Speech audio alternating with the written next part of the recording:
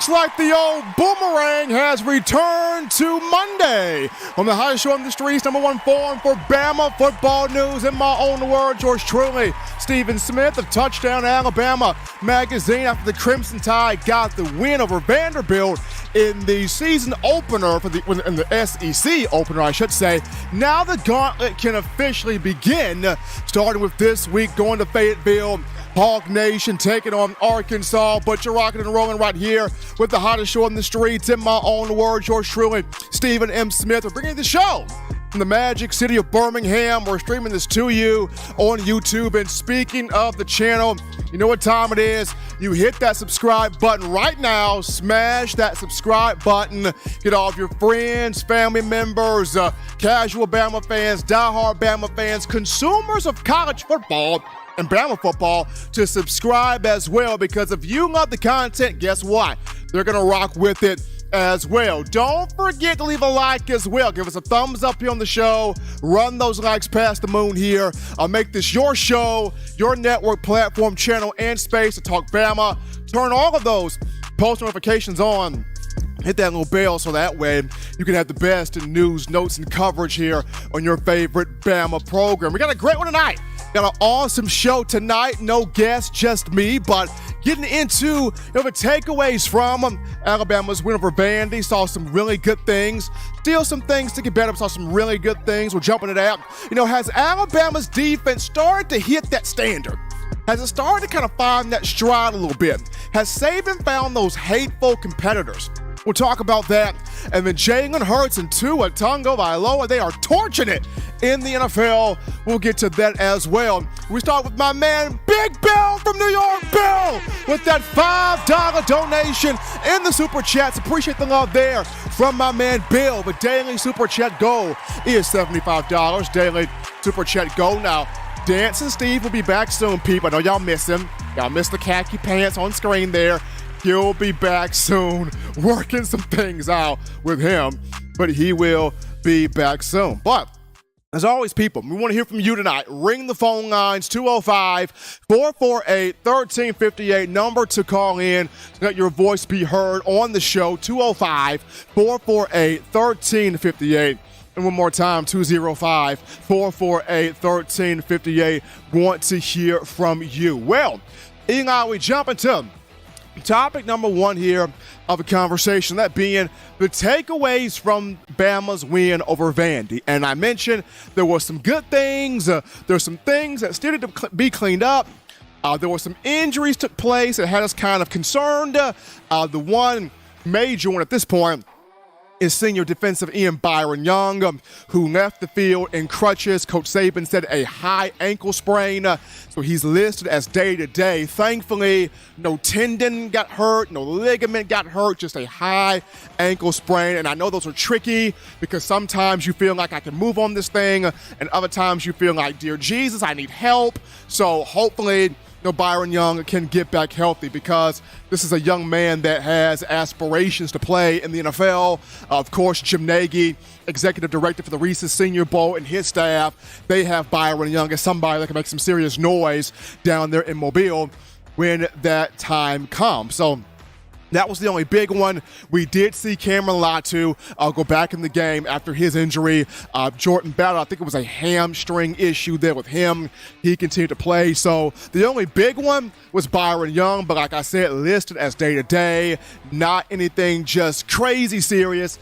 High ankle sprain, but according to Saban, listed as day-to-day. But the big things here, big takeaways from this matchup. For me, number one, how about Jacory Brooks and the way he played? All of the receivers stepped up. Bryce Young got it cooking with the wide receivers. There was a lot of connection there. Those guys were creating separation. Those guys were getting open. Those guys were working off their routes. There were a few plays where guys were running wide open, and Bryce, I guess, didn't quite see them at the time. But the wide receivers and the quarterback play together was a lot more in sync. But Jacory Brooks really stood out, and I'll get into that more in a bit. The second takeaway, Jace McClellan is running with purpose. He's running with motivation. He's running on a mission. He is running with determination. And I understand Jahmyr Gibbs got a lot of praise, a lot of admiration, if you will, when he came as a transfer. And rightfully so, he deserves it. That guy's a Swiss Army knife. But when you look at just how Jace has been playing, I mean, running with power. Going back to the Vanderbilt game, Eli, I think you caught this, Eli. He trucked the dude over and just walked into the end zone, was like, I'm good. Like, you ain't going to stop me. I'm flexing on you now. So, I mean, Jace playing with more confidence. Why? He knows he's healthy. He knows he's back. He knows what he can provide. And going back to earlier in the season, before the season started, Jace mentioned, hey, Jameer has the speed. We love him, but I got the power. And he showed that against Vanderbilt. But the next takeaway from me, I thought the Alabama offensive line, Eli, stacked another good performance. It was another good one, right? Had a good performance against ULM. The running backs had over 200 yards rushing, 3 rushing touchdowns. Against Vanderbilt, even more improvement. Bryce Young was not sacked. That was huge. Now, yes, the Commodores did get some pressure to Bryce in the second half, 4 quarterback pressures, but the key was Bryce was able to escape. He did not get sacked. Kudos to the offensive line. You're starting to see more of that Eric Wolford imprint upon this group. And once again, the run game got going up. The run game was a bit better. I mean, Alabama's running backs got some big, averaged over 6 yards a carry, had 2 or 3, rushing touchdowns in there. To me, it's just when the run game gets going and Bill O'Brien just decides to deviate from it when he wants to, and the backs are only getting 16 carries among all the backs, it gets really frustrating when you see the run game excel, when you see the run game being successful, when you're seeing the run game doing its thing, and O'Brien just goes, I'm going to just call 4 verticals right now. You're like, no, the run game's working. Continue to run the football. But once again, they do not give me a headset, Eli. I am not in the booth there. But I thought the offensive line stacked another good performance together. Another takeaway, I thought the Alabama defense, hateful competitors are starting to emerge. Nick Saban talked about it.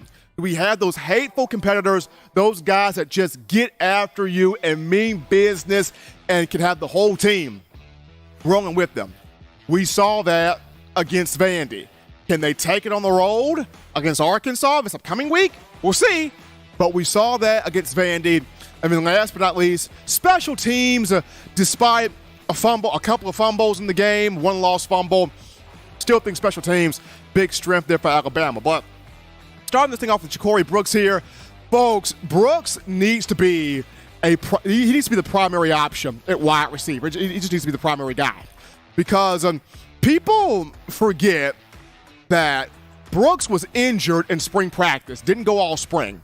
So he and Bryce had to reconnect that chemistry. And when you bring in a Jermaine Burton for the transfer portal, a Tyler Harrell in the transfer portal, and then you recruit guys like Aaron Anderson, Kobe Prentice, Isaiah Bond, Shaz Preston, Kendrick Law as freshmen, and you have all these other guys on your roster at the wide receiver position, people tend to lose sight of Jacory Brooks. I mean, he's only the guy that caught the 28-yard game-tying touchdown versus Auburn in the 2021 Iron Bowl. I mean, he's only the guy who had the 44-yard touchdown reception from Bryce Young in the Goodyear Cotton Bowl against Cincinnati. I mean, we know Jacory Brooks is that dude at 6'2", 196 pounds from South Florida. And Saban talks about his fight, his competitiveness, his hands, his routes, how tough he is, how physical he is, and I saw a young man against Vandy, Eli. He went up and got the football. He went up physical, attacked the ball, brought it in, the ball's in the air. That is my football. That's how Brooks played. And ran great routes, broke them off well, worked back to Bryce Young, made plays, separated with his route, separated with his speed that he has. I mean, the guy became the first 100-yard receiver this season for Alabama. 6 catches, $117, and 2 touchdowns. I know you got Burton. I know Trayshawn Holden and Bryce have this connection. I get it. Kobe Prentice is growing as a freshman. I see that too. But Jacory Brooks, there's just something about C7 when he's utilized as a primary option, it opens everything else up. Because think about it. C7 is the primary option. Burton had 4 catches for 94 yards. He opened Burton up. C7, that's the option. Trayshawn Holden had 3 catches for 46 yards, opened him up at a touchdown. C7 is the primary option. It opened up Kobe Prentice. So you got to have Jacory Brooks as the primary option there at wide receiver. Young man absolutely balled out. As we get into now the running backs, Jace McClellan. Jace is running with purpose, as I mentioned. He's running guys over. He's running with power. We always knew he had the speed, but now he's added the power to it. He's added some moves. He's added some shiftiness. Had 11 carries for 78 yards. Led the team in that regard. Had a touchdown run in there. I think he also had 2 catches for 19 yards, showing you that versatility. McClellan wants to prove I'm a do-it-all back. Yes, we have Jahmyr Gibbs in here, and thankful to have him in here. But I was doing this as a do-it-all back before I got hurt last year, so I know what it is. I mean, I know what I got right here. And so to see Jace continuing to grow, shine, and make those stacking those strong performances together, very proud of McClellan getting that touchdown this past week here against Vandy. Moving on here to the offensive line. Like I mentioned, Eli, I thought they stacked together another good performance. Bryce Young was not sacked, and that was huge. Not having Bryce Young's jersey see the dirt, that was a good thing. Yes, they gave up 4 quarterback pressures, yes, but Bryce was not sacked. And then also, more of that run game starts to open up, and Tyler Booker's mean. Number 52, the freshman Tyler, he's aggressive. You got to start him either at left guard or at right guard. Tyler Booker is that guy. He is that man. He is him. Tyler Booker is him. You got to put him out there more on the field in that starting rotation. But I feel like this group is taking on more and more of Eric Wolford's mentality. And I think as we continue to move through the SEC slate, this group will get even better. But I like what I saw in pass pro from this group. I like what I saw continuing to build on the run blocking. As we go to the defense here, Eli, I think we're seeing these hateful competitors, as I mentioned. I don't know if Nick Saban went back in the time capsule and grabbed the 2011 defense, but Vanderbilt only crossed midfield twice, y'all. Vandy only crossed midfield twice. Only one more than that 2011 LSU team did in the 2012 BCS title game against Alabama. So Vandy didn't have much success at all, if any. I mean, got a field goal on one drive, but only had 128 yards offensively off 2.8 yards per play. They had 1 third down conversion. Alabama was sacking A.J. Swan left and right. Will Anderson put on a show. Vandy learned quickly. Why do we have our left tackle one-on-one against Will Anderson? That is unholy. We're not supposed to be doing that, and it happens. Will Anderson gets, 2.5 sacks, or 3 tackles for loss. And then there was the cheetah package where you had Dallas and Chris Braswell all lined up on one side. Will Anderson one-on-one by himself. You got to give Pete Golding a lot of credit for strategizing this. I thought Henry To'o stuck his nose in there, played well, knifed his way in the backfield, made some big plays. Jaheim Otis made some big plays up front. Justin Eboigbe continuing to really impress and emerge and show up. A lot of people were wondering what's going on with Eboigbe, but this season, he has turned it up. I don't know what's gotten into him. Maybe Miss Amy Bragg is feeding him that good meal before every game, but Miss Amy, whatever you're doing, keep it up, because if Eboigbe is on one right now. So I think defensively, Eli, we're starting to see more of those hateful competitors, those guys that hate to lose, that want to win, that are going to be in your face about it and going to carry the team with them in that mantra. So that was really good to see there. And then last but not least, special teams, even though you had a lost fumble in the game, Kool-Aid McKinstry, but special teams continues to be a strength. McKinstry has a knack for returning punts. He does a really good job at that. Just got to continue to secure the ball. I thought, Will Reichert is Will Reichert. He's the guy. James Burnap, to me, continues to get better. He's dropping the ball right. He's punting well. He's squeezing the return guy. He's dropping them inside the 20. He's not allowing these boots to be returned like James burned up his punting or kicking with a lot of confidence there in the punting aspect. So those just the takeaways. I mean, I guess, Eli, if I had to do a hit and six takeaway before we go to break, it was good to see JoJo Earl, Aaron Anderson, and Tyler Harrell all dressed out over the weekend, and they went through drills in pregame. They all dressed out. They all went through drills. And this is encouraging because that means all three of those speed receivers, they are closer to making a return to playing. Whether that return is this week against Arkansas, which is what a lot of people are kind of banking on, or whether that return is the following week against Texas A&M, we'll see. But seeing all three of those guys dressed out on the field, going through pregame warm-ups, that was huge for the Crimson Tide. But we take our first break here, folks. We'll touch that down. When we get back, we get to the phone lines to grab your calls, your thoughts, your interactions right after this. You're watching In My Own Words with Stephen M. Smith, brought to you by We Own the Fourth Quarter. Get your four-finger bling necklace today by visiting weownthefourthquarter.com. Throw them foes up.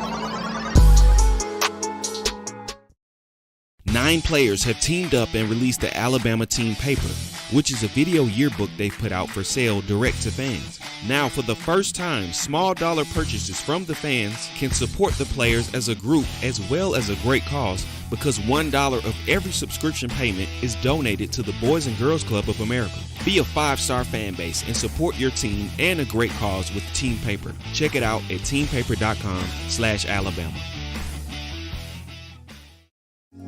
Remember the taste of Grandma's delicious sweets? Emily's Heirloom Pound Cakes brings back those precious memories with just one bite. Each cake made from scratch. They make the perfect dessert to share with family and friends for any occasion, and ordering is easy. Visit emily'sheirloompoundcakes.com. Click the online store and shop. Then pick up your fresh cake at the kitchen in downtown Homewood. Order yours online at emily'sheirloompoundcakes.com. Emily's Heirloom Pound Cakes, making memories from scratch. All right, people, we're back into the action from the break on a Monday. In my own words, yours truly, Stephen Smith of Touchdown Alabama Magazine. Right now, people, let's get this thing up to 50 likes. Let's get this show up to 50 likes right now. Hit that like button. Give us that thumbs up. Hit that subscribe button as well. Make this your show, your network, platform, channel, and space to talk Bama. We're bringing it to you right here. And right now, we go to the phone lines to grab your calls. The call segment brought to you by the Blue Wrench Gang, 205-448-1358. Number 2, call in 205-448-1358. You're live on the show. What's going on? How we feeling? State your name and where you calling from. You are live on the show, caller. Hello, Stephen. Bill from New York. How you feeling, man? Doing great, Bill. Doing great, my man. How are you? Hello? Can you hear me? Hold 1 second, Bill. Hold on. I'm happy too. You know, got 3 points I'd like to make tonight. Go ahead, man. Okay. Go ahead, Bill. Okay, first one's Jamarian Miller.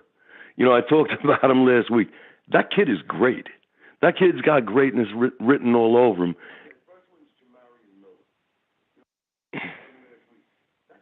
Yes, he does, Bill. Yeah, remember, when he was in there, they were expecting runs. We had this big lead. He didn't care. He was running all over the place.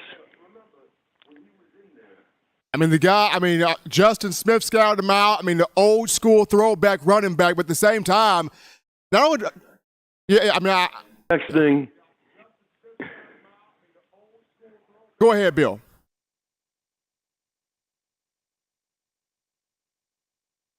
It's got to be Henry T. We got a big connection, Stephen. I'm doing the best I can. But anyway, Henry T., I think that along with a couple of others,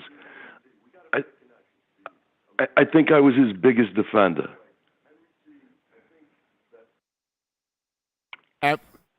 Got a slight little connection thing here with Bill. You know, Stephen, you got to remember, like this guy Saban talked about him this week, just a couple of days ago. He did. Talked about how good he is, and he's everything you want in the middle linebacker. This man is calling the signals, you know, and he really, really was giving it his all this week, you know. And look, he's never going to be Reggie Ragland.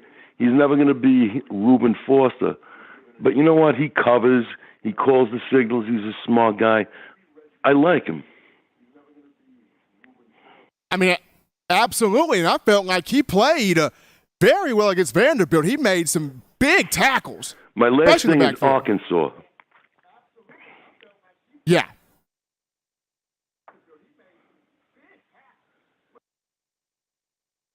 You know, believe it or not, I lived there for 8 weeks. You know, I went there for that's a combination of 3 different training sessions. And guys told me, you know, like, watch out, there's rednecks down there and there's Bloods. I was in a rough part of town, you know. I didn't care. I've been in a rough part of town my whole life, you know. And I was down there wearing an Alabama shirt. I was taking cabs to like some place called the Fox and the Hounds, and I was going there to watch games, you know. But then they heard me talk, and I became something of an anomaly to them. They couldn't understand.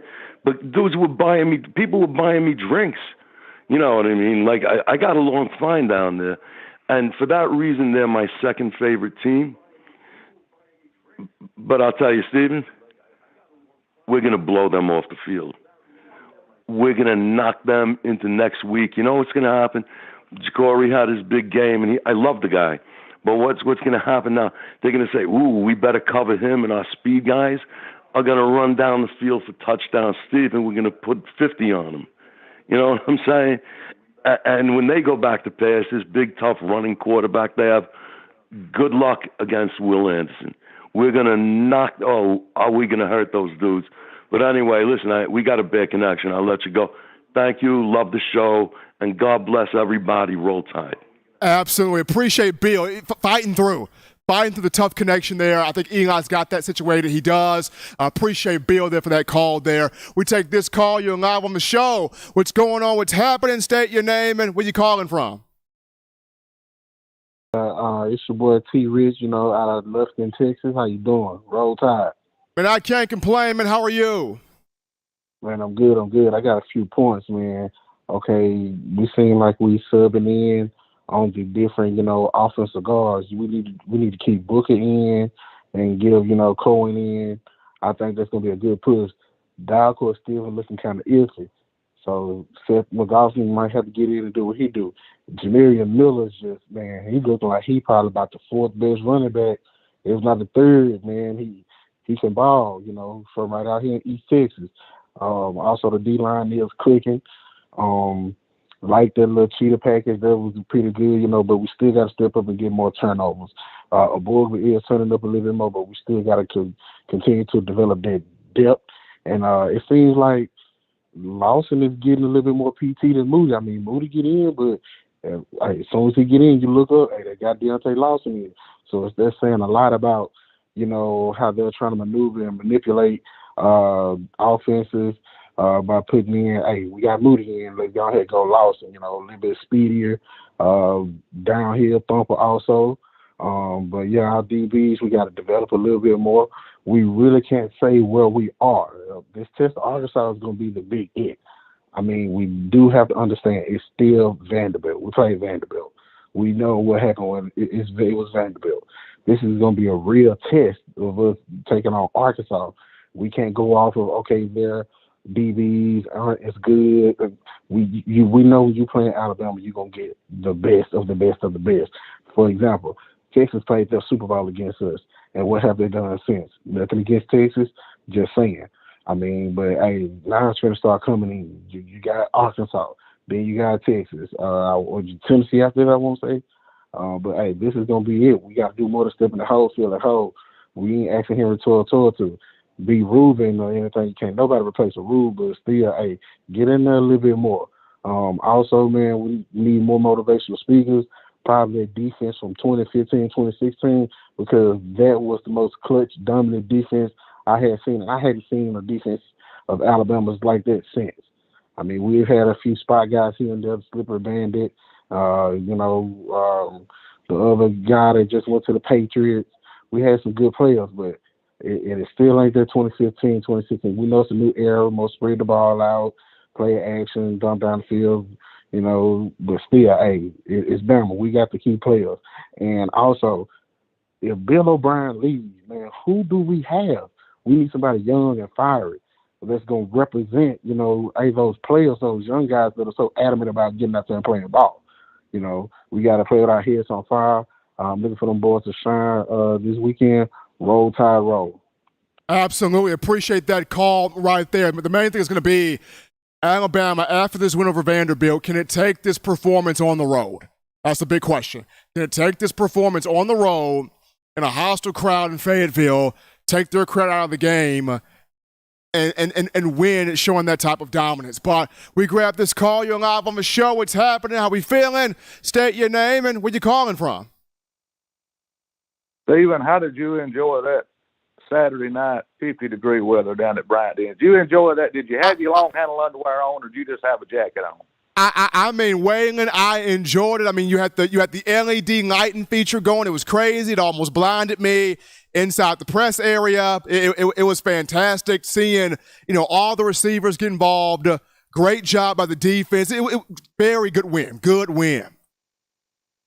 Yeah, it was a good win, but it's still Vanderbilt, and I overdressed a little bit. I won't wear my long-handle underwear the next time. But anyway, I make a few points here.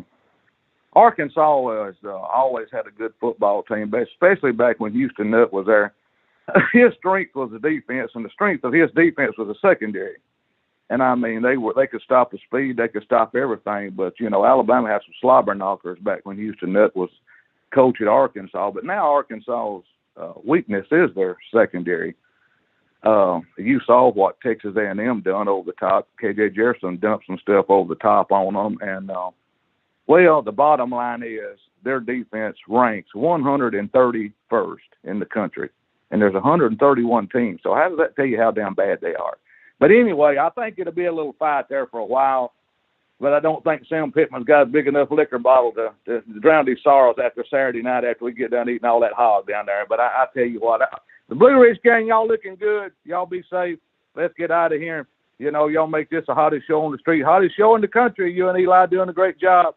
Remember, we're going to have some barbecue after 2:30. It'll be about 5:30. Them briskets will be about ready. I love all y'all. Y'all be good. We'll see y'all later on in the week. Bye-bye, everyone. Appreciate Wagon calling in. May have to save me a brisket there, Wagon. I mean, you might have to do that. There, we got the briskets there, simmering there on the grill. But we take this call here. You're live on the show. What's going on? How we feeling? State your name and where you calling from. Good evening, it's Robert from Mobile. Robert, what's happening, man? Yeah, it looked like it was the first truly complete game of the season for the team. I mean, they did everything about as well as you could do it. Offense, defense, special team. They did to Vanderbilt what we should do to Vanderbilt. They said the game before against Louisiana Monroe, we actually won by a bigger spread, but it just didn't feel like the domination that we got the way they beat up on Vanderbilt. And it felt like a true domination. And not that, the score just didn't feel, Louisiana Monroe didn't feel like we dominated. Well, this game definitely felt like a domination. Vanderbilt had a chance in the game until the first score by Alabama. What was it, 9 minutes in the first quarter? And then after that, the game was over. That's how we want a game like that against a team like that to be. You're right about Jacory Brooks. He does. It looks like he's finally become emerging as the next great Alabama receiver. Because, like you said, the way he attacked the ball, it wasn't and went at the ball. Reminds you of Devontae and Jalen Waddle and Ruggs and Judy. Those guys, how they attack the ball, and it's rubbing off on the other receivers too. Again, Trayshawn Holden, he's getting to where he's starting to attack that ball too, and Bryce is maybe finally getting a connection with Burton as well. That's what I wanted to see in this game against Vanderbilt. It'd be nice to get the run down to where we want it, but the deep ball just wasn't there in the first 3 games. And we need that deep. We're going to need the deep ball going for the rest of the season, especially against the tougher opponents. We got to be able to make the opponents spread out.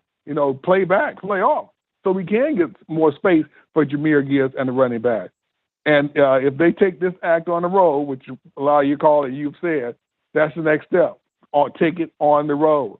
Nick Saban has been slightly questioning the team's road toughness. We got to show road toughness, and where we're coming there and we're going to make your crowd get quiet before halftime. That's what we want to see. That's what they did in 2020. By halftime, the folks were looking for the exit in 2020. It didn't matter where we went, and that's how we need to be. And this year, okay, great. You all up and rallied at the beginning of the game. By halftime, you'll be looking for the exit. That's what we need to start seeing. Arkansas' pass defense is not very good. It's another opportunity, especially on the road, to stretch a field out and expose this team's pass defense. Other quarterbacks have gotten over 300 yards against Arkansas, and they're not Heisman Trophy winners. We need to be around that level or above next weekend.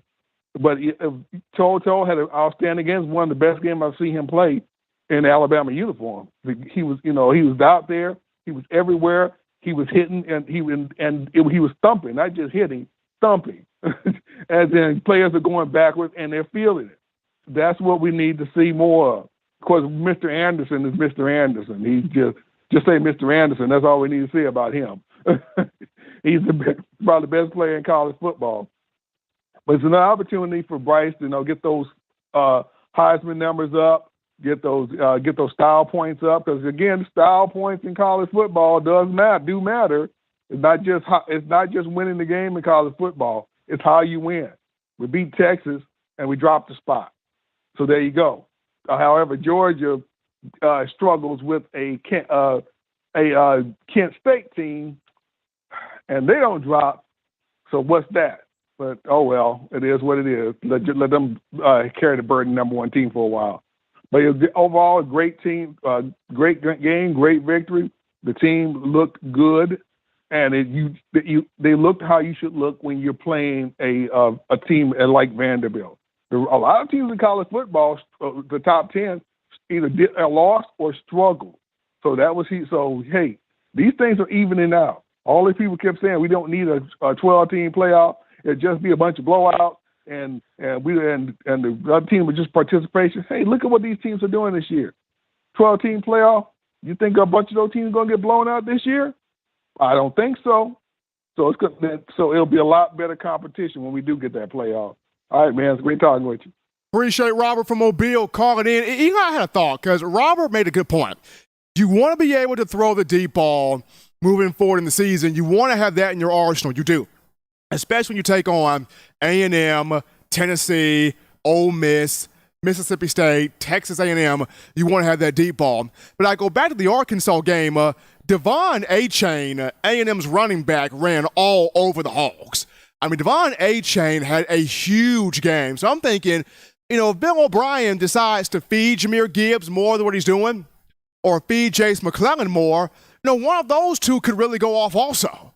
So as much as we do want to see more of the deep ball going with Bryce and these receivers, getting that instant offense, we like it. It's sexy. It's cool.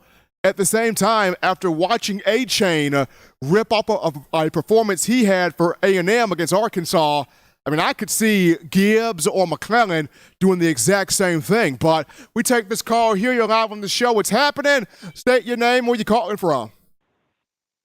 Hey, Stephen. How you doing? I'm in Austin. How we doing? This is Kurt. Thanks for taking my call. Hey, I had a question for you. Do you think the offensive line and defensive improvement is as a result of us getting rid of that calisthenics coach and getting an actual strength coach? Some of it is. I mean, some of it is. I mean, having David Ballou in here, he does specific workouts to target each athlete individually. I mean, no offense to Scott Cochran. He was great when he was here. But Scott Cochran kind of made... I mean, getting rid of that PE coach, that stretching coach, that calisthenics coach. Oh, you're talking about Dr. Matt Ray? Yeah. Well, I mean, Ray and Ballou were a tag team together, but I felt like even with letting Ray go, I mean, it did do something because it allowed Ballou to shine more because he's more strength. Ray was more so speed, and we had speed, but last year we didn't really have strength. So now with it just being Ballou, and Ballou was more so of a strength guy, and the guy that was tapped to replace Dr. Ray, Paul Constantine, he's more so strength also. Bama still has the speed. We were getting pushed around, Stephen. Yeah. So it was good. It was good to keep Ballou here because of the strength he provides. He wants more force. He wants more power. Right. All right. Well, thank you for taking my call, Stephen. Have a good evening. Bye-bye. Absolutely. Kirk calling in right there. And like I said, I thought Ray was good. Ray did some good things, but I felt like we prioritized speed so much. Bama prioritized speed so much that you forgot the power. And that's what Ballou and Coach Paul C, they both bring to the table. But both of those two guys have done a great job in the conditioning program. We take this call here. You're live on the show. What's happening? How we feeling? State your name and where you calling from. What's up, Stephen? It's your boy, Coach Smoot, man. How you doing? Man, I'm doing great, man. This week, Arkansas, Hogs, Fayetteville. Let's do it. Hey, my thing is, Stephen, this is exactly what we need to see from our team. Everybody tries to discount because of who we played against or whatever. But, Stephen, when you're playing a team that you're supposed to handle, that's how you're supposed to do. That's how you're supposed to handle business. A flawless game, a dominant game on each level, each phase of the game, it was just dominant. And that's what you're supposed to do. So when you get to that point as a team, that's what the 2009 championship team did. You know, they played. I think people forget how many close games we played in 2009. I think people forget how many. Several. You know, like, and that was the same type of team we had returned a team that had a lot of experience from the previous year after going further in 2008 and to the SEC championship in 2008. Like, I mean, I feel the same similarities happen. We had early growing pains.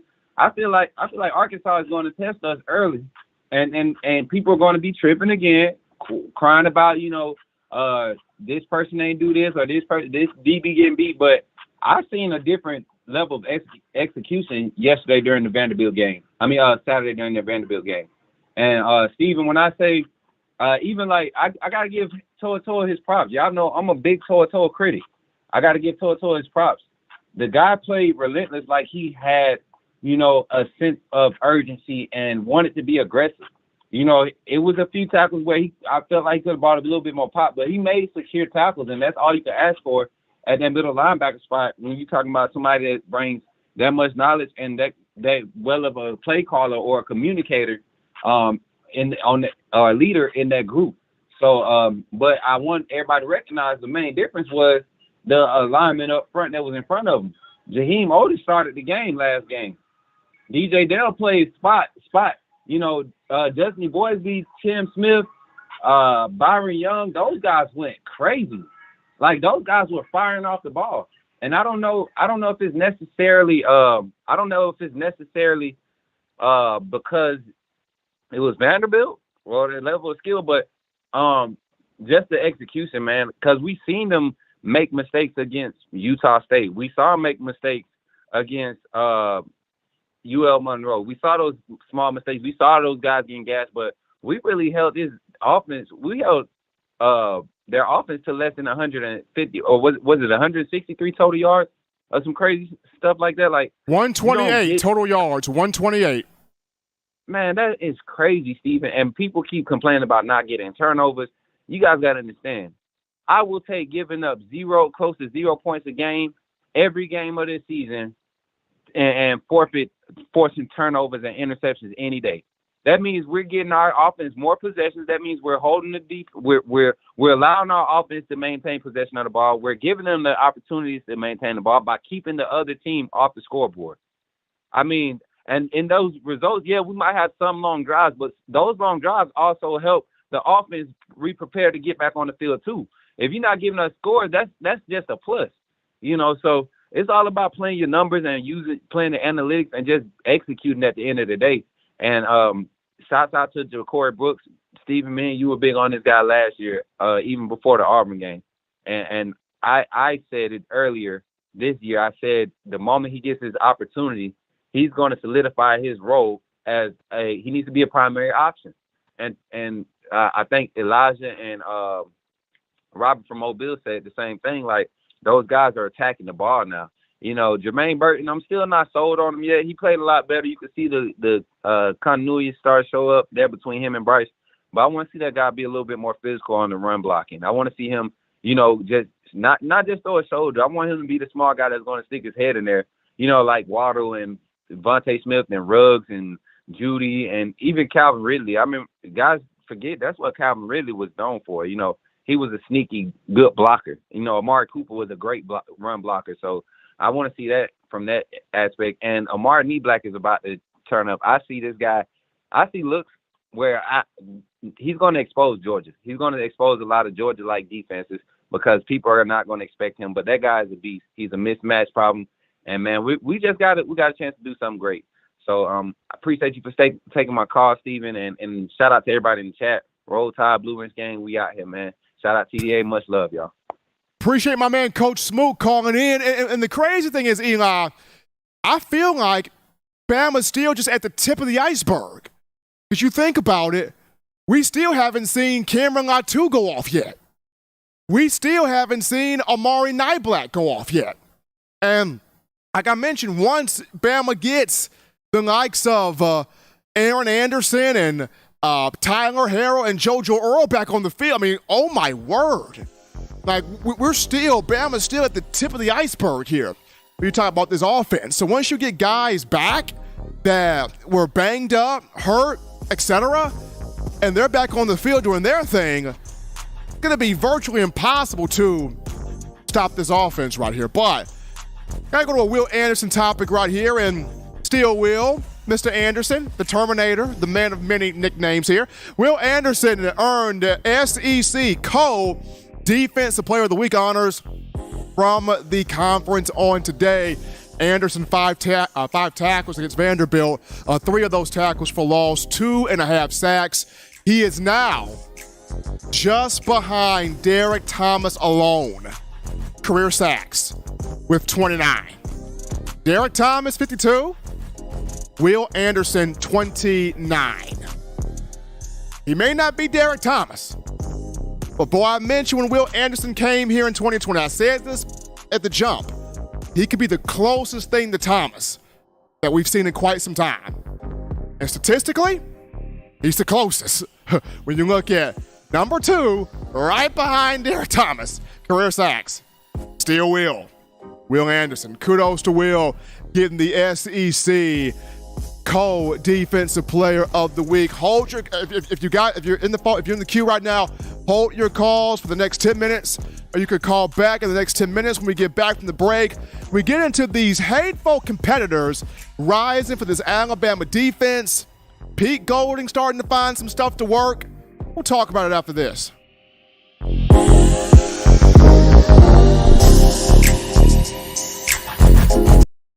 You know what we do at the start of the fourth quarter. We throw them foes up. But now you don't have to wait until the fourth quarter. Get your 4-finger bling necklace at weownthefourthquarter.com. It's the first and only logo that captures the essence of all Crimson Tide players and fans as we represent the legendary Alabama football fourth quarter dominance. Get your 4-finger bling necklace right now at weownthefourthquarter.com. Get yours today and stun on them haters.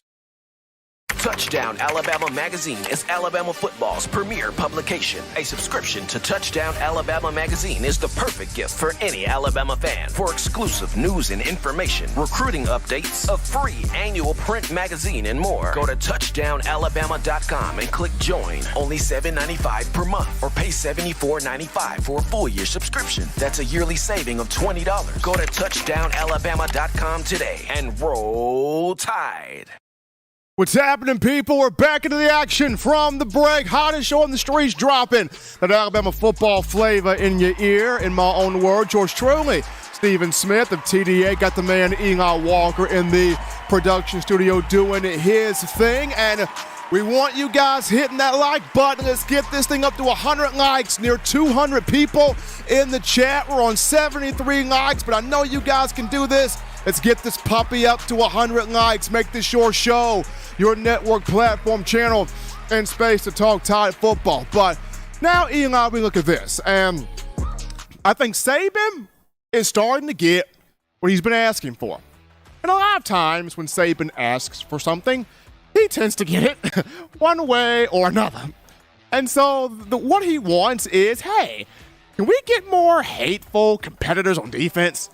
We just get those guys that just don't give a beep and go out there and just knock somebody out, just wreck shop and just play ball and just fly around the field, and have that mentality of, I'm going to do this and you be my teammate. I'm going to have you do this with me, like taking the teammates with him. Can we have some of those guys out there that just mean, rugged, and about that business as far as hateful competitors? And I think against Vanderbilt, Eli, Coach Saban looked on the field and he thought, you know what? I'm starting to find these guys. They're starting to come up. And Will Anderson and Henry To'o both played well. But going back to what, our callers in the recent segment, Eli, talked about the defensive line. A lot of guys in the defensive line stepped up. Justin Aboigbe is showing I'm a hateful competitor. And people have been wondering, when's 92 going to step up? I mean, he came in as a 4-star in the 2019 class from Forest Park, Georgia. When is he going to do something? The last couple of weeks, he's been doing some stuff. I mean, he's been blowing some stuff up in the backfield. Jaheim Otis, the guy is taking complete offensive lines and just flipping them on their head. That's how great he's playing right now. Byron Young is playing lights out right now. DJ Dale's getting some spot action, but T.M. Smith is out there, doing what he's got to do. And even guys being rotated in like Damon Payne, he gets out there and makes some happen. T.M. Keenan III, he gets out there and makes some happen. So you're seeing not just kind of just the usual guys, but you're seeing others start to take on, hey, I can be a hateful competitor too. Let me get in here. Jalen Moody has been showing all season, I'm a hateful competitor. He sticks his nose in. He gets in that trash heap and makes big hits and makes big tackles and makes plays. Deontay Lawson has flashed a lot. And I feel like when he's out there, he's darting around. He's flying around looking for somebody to stick up or take their head off too. Like Deontay Lawson's playing good ball right now. And I think he could potentially be the future at middle linebacker down the line here. So you've got several guys that are starting to kind of step up and be those hateful competitors. And just going back to their performance against Vanderbilt, when you look at guys like Dallas Turner, Chris Braswell, Will Anderson, everybody up front against Vandy, this was a Commodores team that brought in 2 dual-threat quarterbacks. Remember in the past, people used to say, Bama struggles with dual-threat guys.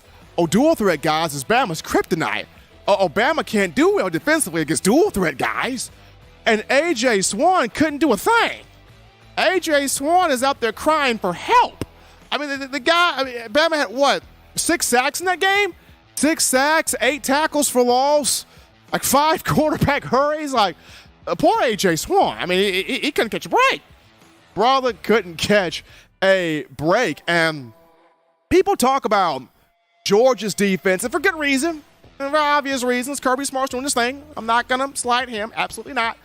But this Alabama defense under Pete Golden, it's only given up 2 touchdowns this season. Think about that. I mean, this Alabama defense under Pete Gold, PG over here is only giving up 2 touchdowns this season. He's only given up 2. And I understand people have mixed emotions at times when it comes down to Pete Golding, but right now, the Alabama defense giving up 7.3 points per game. 7.3 points per game. Right now, so far, that 2011 defense gave up, 8.2 points per game? This 2022 defense gave up 7.3. I mean, Pete's doing some good stuff now. He's doing some good stuff. Even for you that have mixed emotions about him, you got to give the credit where the credit's due at that moment. And at this moment, doing his job. He's creating pressure. He's creating pressure packages. He's getting to the quarterback. Guys are getting sacks. Yes, you want to see more turnovers. Byron Young talked about it. All the leadership players defensively have spoken on it. Nick Saban's been adamant about it. But after Saturday's game, Saban said, look, I know we want more turnovers, but I'll take a defensive performance like this any day of the week. When we go out there and we keep a team out of the end zone. When we go out there and we hold a team under 150 yards of total offense. When we go out there and a team is not staying on the field on third down, like we're getting them off the field on third down, and we're getting the ball back to our offense. I thought Coach Golden, strong game plan this week. Got a tough test coming up here.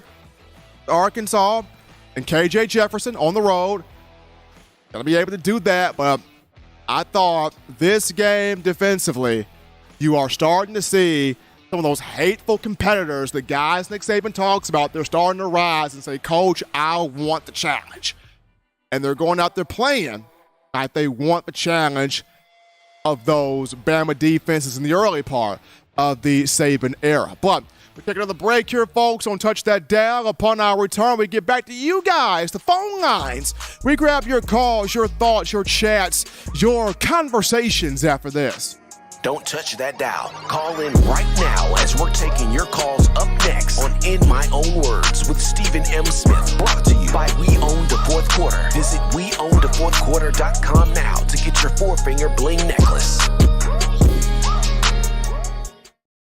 Every sports fan deserves the proper representation. Whitwell Sports introduces to you the Title Towel. Wave that Title Towel in the air like you just don't care in support of Nick Saban and the Alabama Crimson Tide. Only $9.99 and it lasts a lifetime. Head on over to WhitwellSports.com and get your Title Towel today.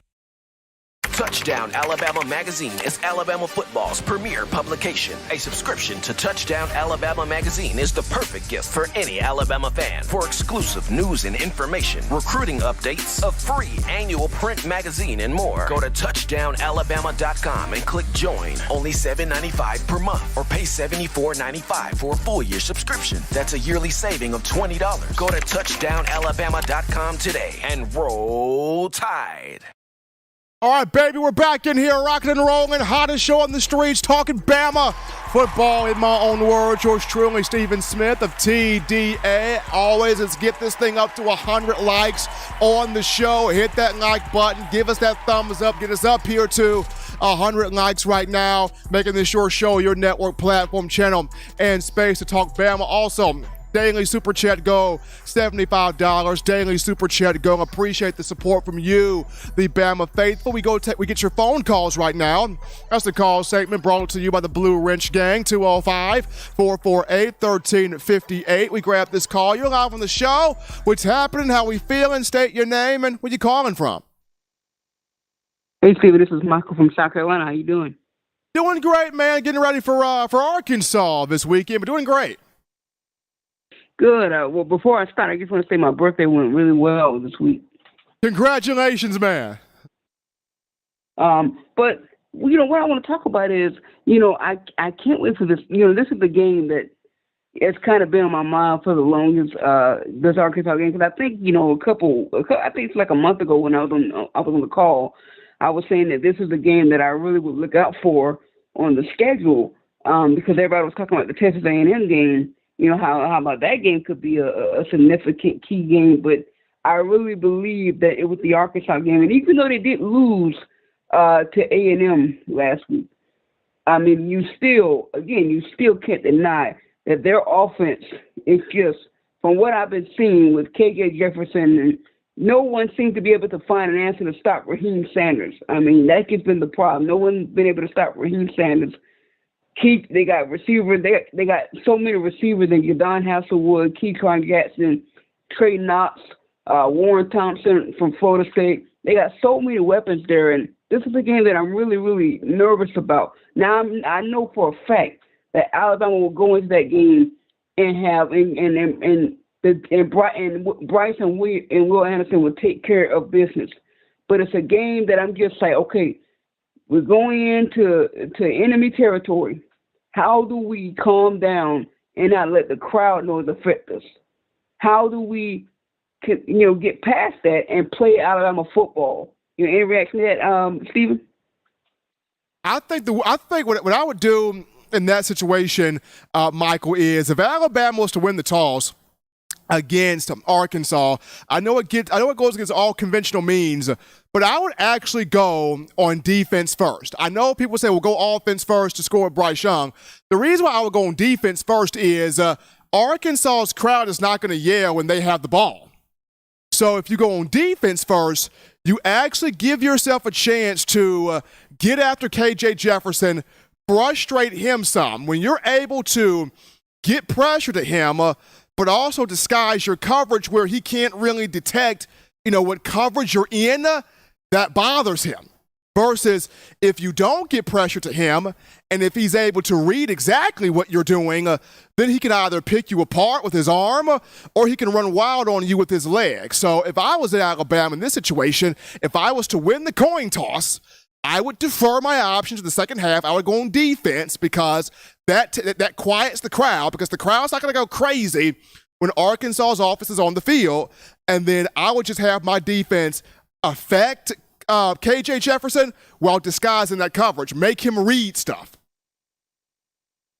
Exactly. And two more things I just want to touch to you about. I was watching the Vanderbilt game, and I was so glad to see Jacory Brooks do exactly what I've been talking about. I've been talking for a while about Jacory Brooks.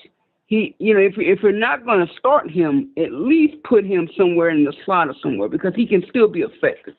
And to see the show that he put on against Vanderbilt, like, I was very excited to see what he did in that game. It was just like him and Trayshawn Holden. Again, that's just another two weapons that Bryce Young has that he can just find immediately in Trayshawn and Jacory Brooks. But also Jermaine Burton. We saw Bryce throw the ball to Burton a lot of times, and that was the first time where I actually got to see that kind of connection that Bryce and Jermaine Burton had. Because I was like, wow, okay, he's finally getting the ball to Jermaine Burton, and Burton's finally catching. Now I want to see that happen more in the Arkansas game if it can. But definitely getting to see more of Brooks and Trayshawn Holden. And we got to see Isaiah Bond. And also, Stephen, one thing that really had me kind of shocked to see in the field, Thaiu Jones-Bell. Like, he's still fighting, man. He's still fighting. Yeah. I was like, wow, it's surprised to see him on the field. And then, I was just like, wow, okay, so I really want to see more of the Jermaine Burton, Jacory Brooks, Trayshawn Holden, and more of Cameron Latu. You get Latu in there, get Amari Niblack in there. Those guys can just run wild on Arkansas defense. And when you look at the Arkansas defense, to me, the main guys they really have that I see that could be very effective is Drew Sanders and Bumper Poole. And I know they got some really good secondary guys, but to me, the two guys that I really see that could be impactful on Arkansas's defense is Bumper Poole and Drew Sanders, who I believe transferred from Alabama. He did. So that's my expectation for the game is to, again, get the ball to Burton, get the ball to Brooks, get the ball to Holden, get Bond, get Thaiu Jones-Bell involved in the game, get Latu Niblack in the game. And I agree with everyone on the old line, Stephen. I do believe that Tyler Booker should start on the offensive line. Whether you have to move Emil Ikior out, move him, or you have to move Kendall Randolph. I would prefer moving Kendall Randolph because Randolph to me is more of I know they put him sometimes in as tight end. So put him maybe as a guard tight end. But to me, I feel like Tyler Booker should be in the starting line because I've seen his potential and what he can do. And then finally, Stephen, finally, the defense, getting to see Jaheim Otis, Deontay Lawson, Kool-Aid McKinstry, and Terrion Arnold completely again. Like I said, Terrion Arnold, to me, I just believe that from what I've seen, he should continue to play the way he's been playing on defense. Kool-Aid, to me, I know it's still a battle between him and Eli Ricks and Kyrie Jackson, but to me, I would just keep Kool-Aid and Terrion Arnold as the two D-backs. Brian Brank, I see a lot of improvement in Brian Brank. Brian Brank is also a guy that I can see maybe sliding into the DB. I don't know if they have him at slot or not, but I can see them putting him in at the second or first DB. But that's my thing, Steven. I just can't wait for this Arkansas game. It's a game that I'm definitely nervous about. I believe I'll be watching it at home, probably shaking.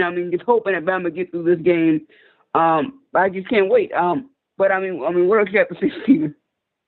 Absolutely. Appreciate Michael from South Carolina calling in, giving his thoughts here on the show. A lot to discuss, a lot to dive into and talk about. We got this call here. You're live on the show. What's going on? How are we feeling? State your name and where you calling from. Easy from Selma. What's on your mind, man? Nothing too much, man. Ain't too much I can say about the last game. We've been playing pretty good, but my thing is the defensive line. They saying it's good, but to me it looks average compared to years we had prior. I know it's some dogs on the bench like Tim Keenan, Jaheim Otis. They got to get in more because, everybody, it's just average to me. And Jacory Brooks, he got to get more snaps. He's 6'3". He has a big catch radius. He has to get more snaps. The O-line look good. Bill O'Brien either set some more plays up where Bryce Young has options downfield. I know they might not be getting open, but still, let's have a threat to where defenses are looking for us to throw the ball downfield. They not looking. He probably throw a 12-yard pass here and there, but I'm looking for 30-yard bombs like how it was a couple years ago. And my thing is, man, I would hate for Bill O'Brien to throw this man, we don't get nothing out of him, no championship or nothing. But we've been looking pretty good this last week, but then again it's Vanderbilt and Louisiana Monroe. We haven't had a real test besides Texas. So I don't know, man. I don't know. Well, easy. Alabama's going to get that test this week going to Arkansas, and that's the question on everybody's mind. Can you take what you did against Vanderbilt and go on the road and play just that same way? Because we saw Alabama open the season against Utah State, played well, but then it goes on the road to Texas, and that's where you had the 15 penalties, you had the undisciplined play, you had the offense spitter, spatter, and sputter, you had, defense and kind of looking discombobulated at times. And at the end of the day, thank goodness for Will Riker, making the field goals, at the end. So, but the thing is going to be, can you take what you did over the weekend, but then go on the road, travel that on the road, and take Arkansas completely out of their element? Yeah, and it's just the people on the field. I feel like it's some dogs on the bench that are hungrier and will go harder. Like Malachi, a couple years ago, Malachi was a dog. Now you barely see him. You got some guys on the bench like Isaiah Bond. Needs more snaps. He needs more snaps to get it together because he's a dog. Eli Ricks, give him some snaps to get things going. Don't wait till you're playing Arkansas, Texas A&M to throw him in there, because then you throwing him in there for us to hate him. That's how I feel. You got some safeties that are on the bench. Like the guy Tim Keenan from Ramsey, he needs to be in. Him and Jerome Edith, him and Otis in the middle together, that would look fantastic. That'll give Will Anderson time to get off the edge, and it just will look good to me. But it's not up to me, though. Absolutely. Appreciate my man Easy out of Selma with that phone call right there. It's just so many guys on the field, but you got to find a way to use them. And that's why I said Bama still kind of, to me, at the tip of the iceberg because, once you start utilizing everything that you have, and these guys are putting in the maximum numbers and effort on the field, it's going to be very hard to stop this team. But we take this call. You're live on the show. How we feeling? State your name and where you calling from. My name is Jordan, calling from Chattanooga, Tennessee. Jordan, how we doing? Oh, doing great. I will say this, I'll stay up front. I'm a Tennessee guy, but my wife's a diehard Alabama fan. So you can imagine the fun times here in 2 weeks. The chaos, man, the absolute chaos. Oh, yeah. And here's my thing. I understand he was concerned about the game this week that y'all have against Arkansas. I think that'll be a pretty interesting game. They'll be able to see how Arkansas really is. I still think y'all will take care of business. And next week, Tennessee, we play at LSU, and I think we should handle business. Our offense looks great. Y'all look like y'all are kind of coming together, and I think CBS missed a golden opportunity for their 8 o'clock game because the week after the Alabama-Texas A&M game is the Tennessee-Alabama game, which could very well possibly be a top 5 matchup, which it has not been in many years. We talking about some Peyton Manning stuff right there, man. Absolutely. And see, to me, that's how it should be. The 2 winningest schools in the SEC, the 2 programs with the most national championships in the SEC. And right now, in my opinion, Alabama should be ranked over Georgia because I'm sorry. When you have a horrible performance against Kent State, you do not deserve to be number 1. At least Alabama's argument is, they went on the road to a tough environment and, it was close. But when you play that bad against Kent State, you're not a number 1 team. Right. When Kent State puts up 22 points on your defense, and this is supposed to be it, right? It's yeah. I don't know. It's ridiculous, and I think, like I said, and next week for some weird reason they made the Tennessee LSU game a 11 a.m. kickoff for Central Time, which is kind of interesting. I was thinking that they would make that a night game because I know how Baton Rouge is. But, they made the Texas A&M Alabama game the 8 o'clock game simply on the fact of, the whole Nick Saban versus Jimbo Fisher issue. And I think they're going to absolutely blow out Texas A&M. I think Texas A&M is going to lose to Mississippi State this coming week. And like I said, I think they missed a golden opportunity with Tennessee and Alabama. I think that'll be a great game. It'll be interesting to see Tennessee's high-powered offense against Will Anderson and a former Tennessee guy in Henry To'oTo'o matching up. I think that'll be the matchup of the year, honestly. Absolutely. Appreciate my man Jordan calling in from Chattanooga, Tennessee. We got a Tennessee fan in here. That's awesome.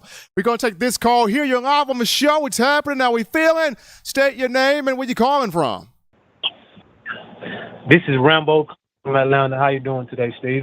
Rambo, I can't complain, man. How are you feeling? I just got a few to get to the topic, man. I got a couple things to say. First, I want to start off with Burton. When I watch the game, man, I always see Burton.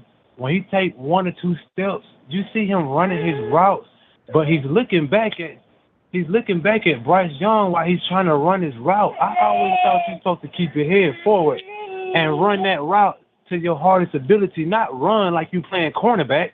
And then he just run his route and he's jogging and he's looking backwards like, hey, you going to give me the ball this time? And then another thing, what's going on with that 5-star Damon Payne? I think he was the number 1 defensive tackle in that class. I haven't heard nothing from him, but it's like all the freshmen, they stepping up and showing out. So I love watching Damon Payne. I used to watch his high school plays. I haven't heard nothing from him. And I used to watch Shaz Preston. Shaz Preston was training with Devontae Smith. I don't see Shaz Preston getting no playing time. He was a 5-star last year. And I understand everybody, even though this game is over with the Texas game, and I see that everybody was still holding on to it, and I see that everybody is still iffy from that 1 or 2 point win. With that, I forgot the freshman name that we heard him. I forgot the name. But long story short, he was throwing bombs out there, and it made our defense look a little confused because they had Big B-Rod back there. But when I watched that Texas game, they were so locked in on focus on stopping Beyond, till by the time the quarterback threw a bomb, they burnt. So with that game too, I was just looking at them like my DBs and my whole defense, they were just like, please get that ball to Robinson so we can light him up, because Robinson, he had an okay game. But besides that, I just wanted to get a little information on Shaz Preston and Damon Payne. Like, have you got any information about those two? Well, Damon Payne's actually been playing. He's been rotated in more so in the second half. He hasn't put up anything on the stat sheet yet, but Damon Payne doesn't get into the games. Now, Shaz Preston, I think Alabama's trying to develop him a little bit more. I know he came in, his size was what set him apart to me. Preston's a bit bigger than what I thought he was. And in the fall camp clips, you're seeing, the ability to make catches, to run routes, to make plays. And you're absolutely right. He trained with Devontae Smith in the offseason, prior to the season starting. But I think with Coach Saban, they're just trying to get him developed. And I think ever since Jamison Williams, Jalen Waddle, and those guys, Bama's just so locked in on speed. And we got to have speed. And Shaz Preston may not be the burner that other guys are, but that dude attacks the football with physicality, and you need that too. So at some point, I think he does see that field, but I think because of Alabama so focused on speed, his time will come a bit later. All right, and thank you for taking my call. And I see that you was calling out Alabama players that are team captains now. And I was meaning to tell you on my last call, but Xavier McKinney, before the start of the season, he's been the New York Giants team captain. They made him team captain during the preseason. They did. So they did. Add him to that list also. Absolutely. Appreciate Rambo calling in there from Atlanta. So, so it was Tua, Jalen, McKinney, C.J. Mosley, Jonathan Allen, Najee Harris, all those were named, Mac Jones, all those were named team captains. I think I got them all. All those were named team captains in the preseason. We'll take this call. We'll hear you live on the show. It's happening. How we feeling? State your name and where you calling from. How you doing, Steven? I'm Benjamin. I'm calling from Cleveland, Ohio. Benjamin, what's going on, man? Hey, nothing much. How you doing? I can't call it, man. Doing well. You got Arkansas this weekend, Fayetteville. Yeah, tough game though. Tough game. But I think that Bama, I seen their defense, and I seen them play Texas A&M. It was a tough loss. So the main idea is that Arkansas defense, it's not that great, but they're a pretty good team. So I think it's going to be a tough game, but I think Bama can handle it. And I like Jamil Gibbs. He's a really tough guy. I tell you, he's very fast. That was a good pick out of the transfer portal, And also defense is doing well. And also Georgia, I don't understand, why did they put them number one? But like I said, it is what it is. But I just think that right now that I just don't believe that they're really number one. I think Bama's number one. They didn't give them the chance. And if Georgia would have lost that game, would they have dropped them out of the rankings for that? But I think that Bama is the best team that I know of. I watch them every week, every time they play. So I think they're the best team. But I like the game against Vandy. It was a very good game. And that was a complete game that they played all season long so far up to this point, So I think they needed that for them to get ready for Arkansas and their tough schedule. Absolutely. Appreciate Benjamin there with that call. And I guess the reason why Georgia remains number one, the national media, they're in love with Georgia. I mean, they're in love with Georgia right now. You look at Kirby Smart, defensive-minded head coach, all the guys that he had on the team a season ago and what they did defensively, getting to the national championship, winning a national title for the first time in 41 years. And then here they go again, back again. I don't think they're going to be challenged until they play a Florida or they play a Tennessee or they play any of those teams. But, I mean, the national media right now in love with them. And we'll see how they continue to look with the target of being the number one team in the country, because having that target on your back is a very tough one to keep afloat. But appreciate Benjamin there from Ohio for that phone call. We got a quick call topic here, Eli. And this goes to Bill O'Brien, Alabama offensive coordinator. Another team has emerged in terms of head coaching vacancies, and Bill O'Brien is a top candidate. Come on down, Georgia Tech, the rambling wreck of the ACC. According to Pete Thamel, college football insider, I think it's with Yahoo Sports, if I'm not mistaken, Georgia Tech is the next team in here that wants Bill O'Brien. He's the second name on their list behind Jamie Chadwell of Coastal Carolina. Very interesting about this. Now you got Georgia Tech, Arizona State, Nebraska. All three teams want Billy OB, Bill O'Brien. So that list is growing. Does he remain in Tuscaloosa after this season? We shall see. But that list of coaching vacancies is growing, and we're seeing Bill O'Brien's name on more lists as they come out. But we take our final break here on the show and touch that down. When we get back, we tidy up loose ends by talking Tua and Jalen, Bama quarterbacks in the NFL, taking the league by storm, shattering all negative narratives. They're doing their thing, and we're going to salute them right after this.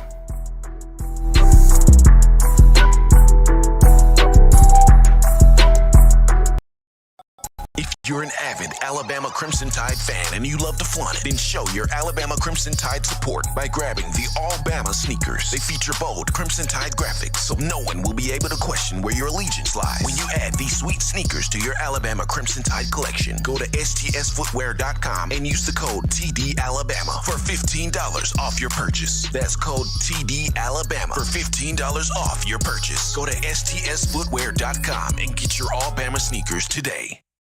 Touchdown Alabama Magazine is Alabama football's premier publication. A subscription to Touchdown Alabama Magazine is the perfect gift for any Alabama fan. For exclusive news and information, recruiting updates, a free annual print magazine, and more, go to touchdownalabama.com and click join. Only $7.95 per month, or pay $74.95 for a full-year subscription. That's a yearly saving of $20. Go to touchdownalabama.com today and roll Tide. Thank you for tuning in. Show your support right now by clicking that like button. If you haven't subscribed, hit the subscribe button now and enable all notifications to make sure you don't ever miss any of the best Alabama football news, notes, and information right here on Touchdown Alabama.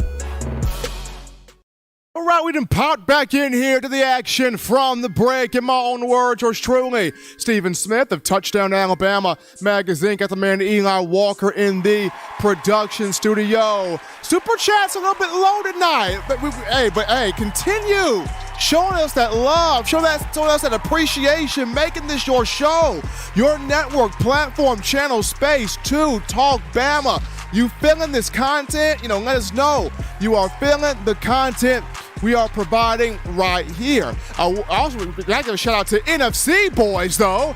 NFC Boys with that $4.99 and the Super Chat showing love right there to us on the network. And I remind you guys of TDAwear.com. TDAwear.com. So for all of your swag, assault, strip, clothing, cultural, fashion needs here, check us out, TDAwear.com. Get that gear right now. get that gear right now. Make it your one-stop shop for all things Bama football clothing, Bama football apparel.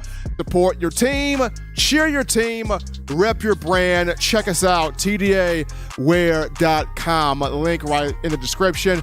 Show that support for Coach Saban, the University of Alabama, the student athletes, and us here at TDA. But Eli, Sunday, we just got to keep talking about it, man. Tua and Jalen. I mean, they're torching them. They're just torching them, man. I mean, Tua Tagovailoa and Jalen Hurts, they were great for Alabama, great ambassadors. They were great for Nick Saban, great young men, great competitors. The two combined to bring Alabama a national championship in 2017. You know, Jalen Hurts came off the bench 2018 for an injured Tua.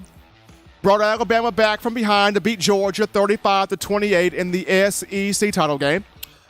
Jalen and Tua meant good for the program. And now, they mean good for the NFL. Because these two are shutting down every negative narrative that was written against them in the preseason, or, as I should say, since they got into the league in the 2020 NFL Draft. Starting this thing off with Tua, there is no more, he can't throw a deep ball. He's not athletic enough. He doesn't have the arm strength. He doesn't wow you. He doesn't have what Justin Herbert. He doesn't have what Josh Allen has. He doesn't have what Patrick Mahomes has. He doesn't have what Lamar Jackson has. There's nothing special about Tua. None of that can be said anymore. In back-to-back weeks, Tua has defeated two of the best young quarterbacks in the league, people. He took down Lamar Jackson, and he took down his rival in the AFC East in Josh Allen and the Buffalo Bills. Like, Tua is balling. Like, he's got Tyreek Hill out here balling, Jalen Waddle out here balling. Tua's having fun. I mean, this dude is eating away, shredding, absolutely destroying the narrative that was said. He is healthy. He is in incredible shape, the best shape of his life. He's got offensive linemen, receivers, weapons around him. Boy, has Mike McDaniel been a blessing to him. I mean, boy, has Mike McDaniel called everything down to a T. I mean, oh my goodness. And then when you look at Jalen, I mean, Jalen Hurts is becoming an effective passer. We all knew he was an athlete. We all knew the brother could run. But just like Tua, got to get the man some help. You drafted Devontae Smith. You go out there and you get A.J. Brown. You are developing, Quez Watkins, and he's become a star. You got Dallas Goedert at tight end. He's making plays out there.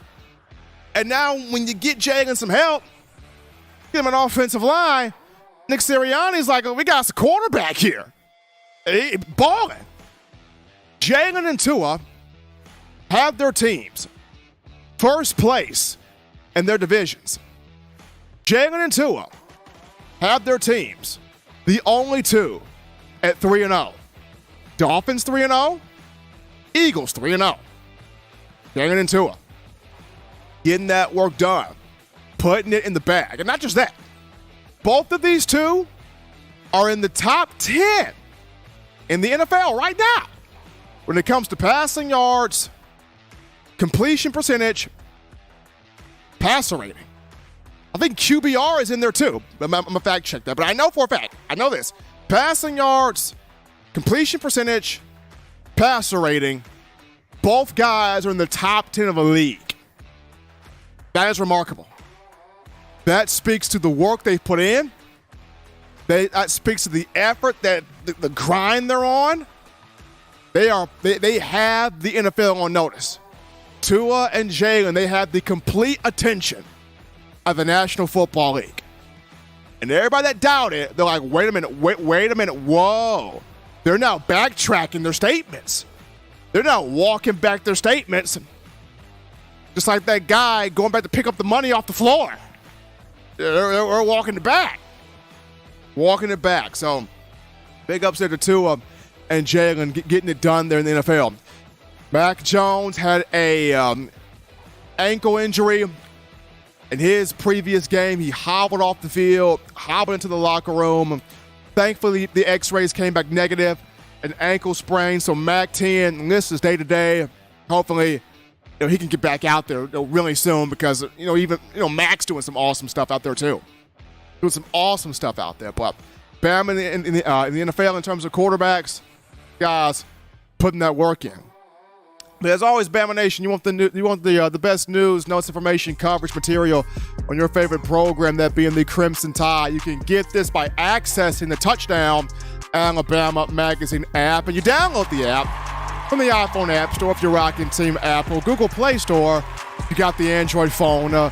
For your audio needs, check us out, iTunes or Apple Podcasts, Spotify, Stitcher, Spreaker, TuneIn Radio, Overcast.fm, or iHeartRadio. Got you covered right there. If the good and gracious Lord sees fit, I'll be back on Wednesday, continuing the conversation that is Tide football. Remember, Bama fans, you can purchase individual copies of Touchdown Alabama magazine. Have those sent directly to your door. That link will be found in the description. If you're trying to get the fresh edition, print edition of TDA the magazine, you go to touchdownalabama.com, you click join, become a member or a subscriber today. That link in the description also. If you're trying to get the four-finger bling necklace, four-finger bling jewelry, courtesy of our guys at weownthefourthquarter.com. That's weownthefourthquarter.com. That link in the description too. Gotta shout out you guys, the outstanding fans of Bama football, for all of the super chats, the donations, the calls, the chats, the tweets, everything making this show right here what you want, making this show what you want to be. Best show out there, making this your network platform, channel, and space to talk Bama. Gotta shout out my man Elon Walker in the production studio, as he does each and every time, handling business, trying to keep me in line. Bless his heart, he's trying. He's doing a pretty good job of that as well. But as always, folks, husbands, love your wives. Wives appreciate, value those husbands. Children, you guys continue doing the right thing, fun thing, smart thing, good thing, legitimate thing. To not be bored, get that schoolwork done, school week in here. Get you those 3 hearty meals a day, those 3 great laughs a day. You protect yourself. You protect the loved ones around you. Until next time, folks, I'm your man, Stephen M. Smith, and you've been listening to My Own Words.